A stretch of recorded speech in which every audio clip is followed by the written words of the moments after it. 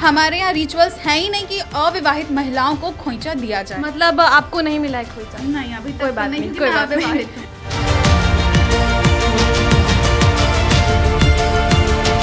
और हमारे यहाँ अविवाहित को खोइचा न दिया जाता है, न खोइचा अविवाहित लेती हैं। दोनों हमारे यहाँ रिवाज है ये। उनको काला कपड़ा कभी नहीं पहनना चाहिए। अगर वो खोइचा के लिए ये काम कर रही हैं तो, अगर वोट पाने के लिए कर रही है तब तो इसका कोई आंसर नहीं है। आज हम बात करेंगे पुष्पम प्रिया चौधरी की। जी हाँ, वही पुष्पम प्रिया चौधरी जो मुख्यमंत्री के पद के दावेदार हैं। जी हाँ, उन्होंने अपने आप को रखा है और बताया है कि किस तरीके से वो बिहार को बदलने वाली हैं। लेकिन कुछ चीज़ें जो वो कर रही हैं वो ऐसा देखने को आ रहा है। हमने कमेंट्स पढ़ा है अपने वीडियोज़ में, जहाँ बताया जा रहा है कि खोइचा अभियान जो वो चला रही हैं वो हमारे ट्रेडिशन के खिलाफ है। अब हम इसी के बारे में डिस्कशंस करने जा रहे हैं। हमारे साथ आज 2 अविवाहित और 2 विवाहित महिलाएं हैं।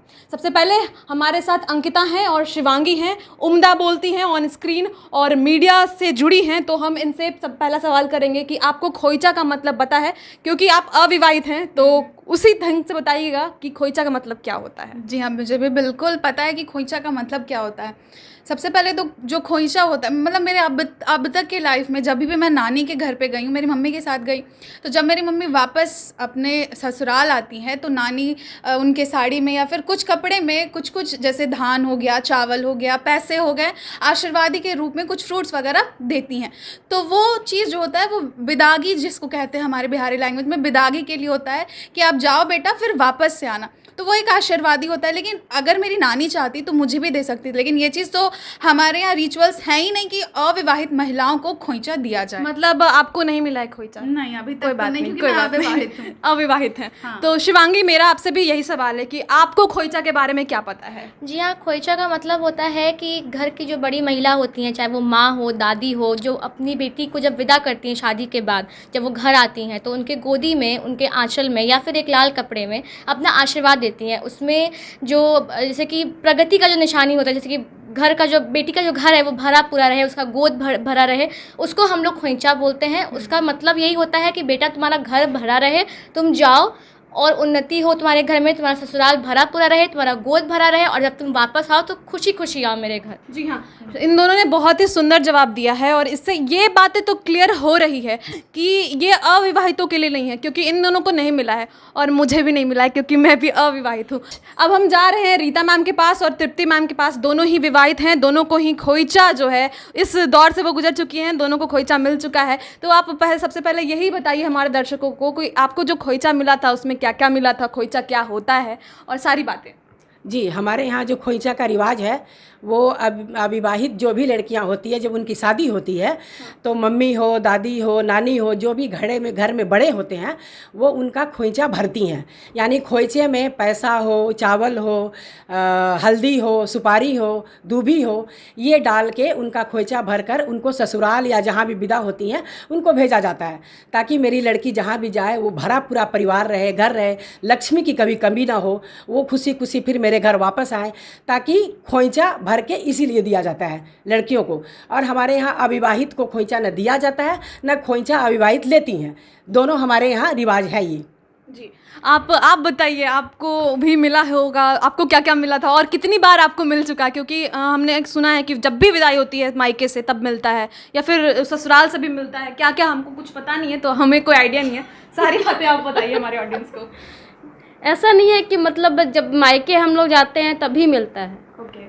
हमारे फैमिली कल्चर में ये है कि हम लोग मतलब एक घर से दूसरे घर भी जाते हैं, अगर रिलेटिव के यहाँ भी खोइचा लेके जाते हैं, वहाँ से आते हैं तब भी लाते हैं। ओके। तब भी मिलता है हम लोग। उसमें है क्या कि मतलब ट्रेडिशनल मेन है कि जैसे कहा जाता है कि लड़की को लक्ष्मी का रूप माना गया है। विवाहित होने के बाद ही, मेरे अभी तक के नॉलेज में मैं भी यही देखी हूँ कि शादी के बाद ही लोगों को मिलता है, वैसे नहीं मिलता है। तो कि हम जो जाके वहाँ खोइचा खोल रहे हैं उनका घर भरा पूरा रहेगा, और हमको जो मिल रहा है हम आके यहाँ पे वो भगवान के पास ही खुला जाता है, भगवान के पास ही दिया जाता है। तो हम जो यहाँ आके खोल ले तो हमारा घर भरा रहेगा, उनका घर भरा रहेगा, इसलिए यही ट्रेडिशनल है। और चावल, ये हल्दी वगैरह सब इसमें होता है।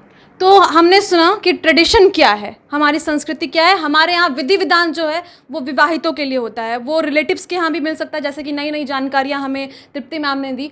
तो इस पे सवाल ये उठाए जा रहे हैं कि पुष्पम प्रिया चौधरी अविवाहित हैं, वो मैरिड नहीं हैं, तो फिर जो वो काम कर रही हैं, वो खोइचा अभियान चला रही हैं, चाहे काले कपड़े में, हमारे यहाँ कहा गया है कि काले कपड़े में कोई भी शुभ काम नहीं किया जाता, लेकिन वो खोइचा भी लेती हैं तो काले कपड़े में लेती हैं। इस तरीके से हम देख सकते हैं कि दो चीज़ें वो ऐसा कर रही हैं जो हमारे कस्टम के खिलाफ है। हमारे धर्म में ऐसा कुछ नहीं है। मैं सही हूँ? बिल्कुल सही। दोनों पक्षों की बात है कि मैं बिल्कुल सही बोल रही हूँ कि हमारे यहाँ विवाहितों से ही विवाहितों का ही एक्सचेंज होता है, दोनों तरफ विवाहित ही होती हैं।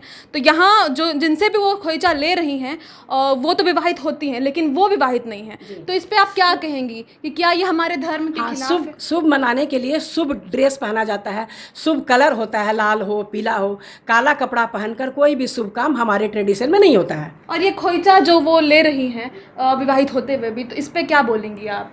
देखिए, परंपरा है कि विवाहित लड़कियां ही विवाहित औरतों से ही लेती हैं, ठीक है। तो ये परंपरा शुरू से चली आ रही है और जो पुष्पम प्रिया चौधरी ये काम कर रही हैं ये परंपरा के खिलाफ है।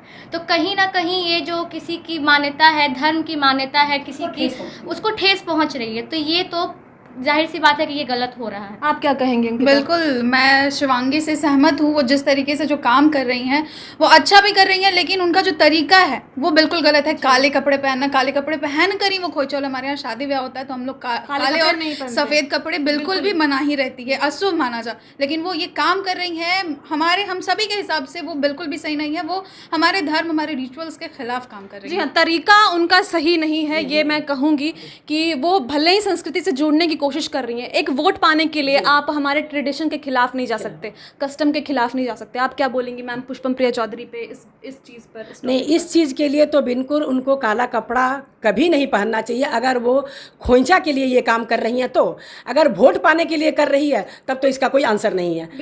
वोट पाने के लिए अगर वो ये काम कर रही हैं लोगों को दिखाने के लिए कि मैं खोइचा ले रही हूँ या दे रही हूँ, तो ये दोनों तरफ से गलत है। इसको तो कहीं मान्यता नहीं माना जाएगा, ये बिल्कुल गलत है। बिल्कुल। तो आपने सुना दोनों पक्षों की बातें। हमारी जो अनमैरिड पार्ट थे, मतलब जो हमारे अनमैरिड दोस्त थे, उन्होंने भी आपको बताया, उनके पास भी ये जानकारियां हैं, क्योंकि हम लोग भाई ट्रेडिशन से ही जुड़े हैं। हमारी फैमिली में हमने देखा है शादी होता है तो खोइचा क्या होता है, खोइचा कैसे मिलता है। भले ही हमें नहीं मिलता हो, लेकिन इतना तो जानकारी रहती ही है। जन्मांतर से हमारी परंपरा चली आ रही है, जिसको हम लोग आज तक मानते हैं। बिल्कुल। और हमारे पास जानकारी होती है कि हमें नहीं लेना है खोइचा गलती से भी। वो हमारे परंपरा के खिलाफ है। तो पुष्पम प्रिया चौधरी जी जो ये कर रही हैं वो हमारे परंपरा के खिलाफ हैं। ये मैं नहीं बोल रही, ये वो लोग बोल रही हैं जो इन परंपरा से जुड़ी हैं, सालों से वर्षों से देख रही हैं, जो विवाहित हैं।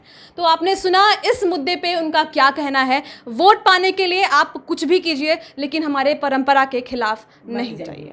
बहुत बहुत शुक्रिया आपका हमारे वीडियो से जुड़ने के लिए। आपको ऐसे ही डिस्कशन के साथ हम मिलवाते रहेंगे। तब तक के लिए आप हमारे चैनल को सब्सक्राइब कर लें और हमारे वीडियोज़ को पसंद करते रहें। धन्यवाद।